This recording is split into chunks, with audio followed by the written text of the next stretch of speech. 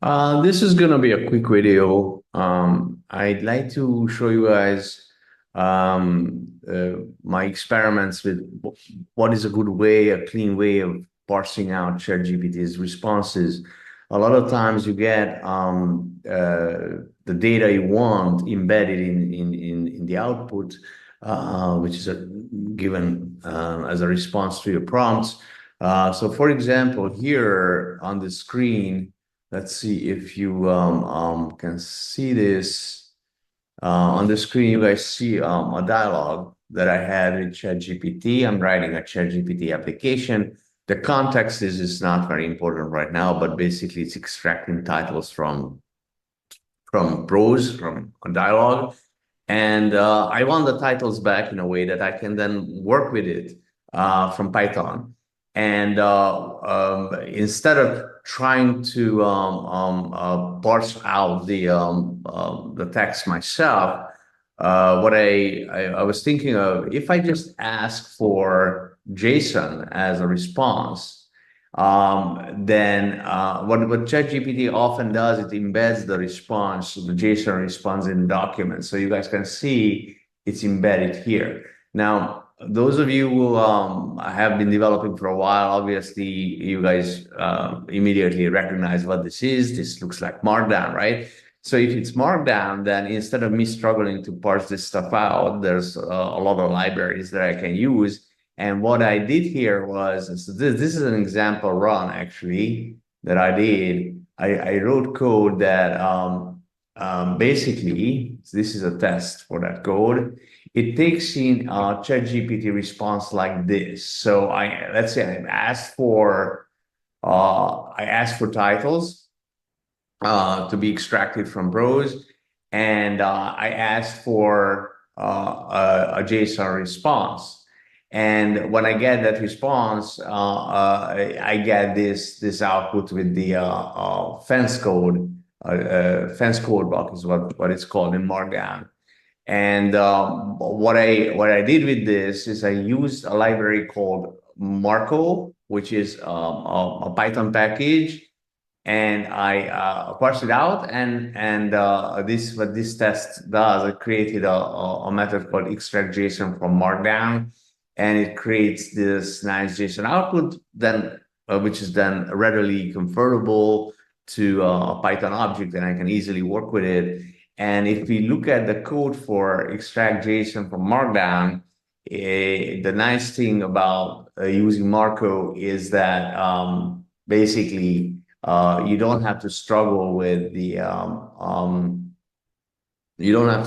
parsing yourself. So what I do here is I do a text wrap. I don't know how it's pronounced, the dent, or I don't know. What this does, it gets rid of the leading spaces in a multi-line string in Python. And then once I have that, I parse it out with Marco. This was apparently important because otherwise Marco gets confused, doesn't know how to find the fence code box. And so it's parsed out, and then this fence code box code. Okay, so this code basically is recursively going through the AST structure, the parsing tree that's returned by Marco, and it's finding the JSON code blocks. When it finds them, it concatenates them. And so here we are descending, right? It's recursively going into the parse tree, and it's when it finds a fence code block, it is turning the whole thing into a string. So it's actually, you don't have to do the joining yourself. You can just with this, you can combine the JSON lines. Because the leaf nodes of the sparse trees is actually a text node, and with multiple strings in it, each representing a JSON line, and then with a string you can just combine them like this. Okay, so so now once you call this, you have the titles JSON, and then you print it out, and then I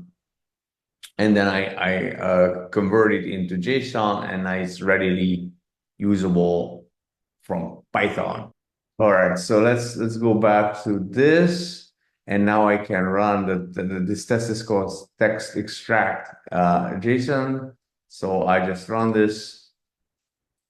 Okay, so the first thing is it does, if you look at the markdown string that came back from ChatGPT, from the ChatGPT API, you guys can see there are leading spaces here. The markdown parsing doesn't like that, so I do the didn't.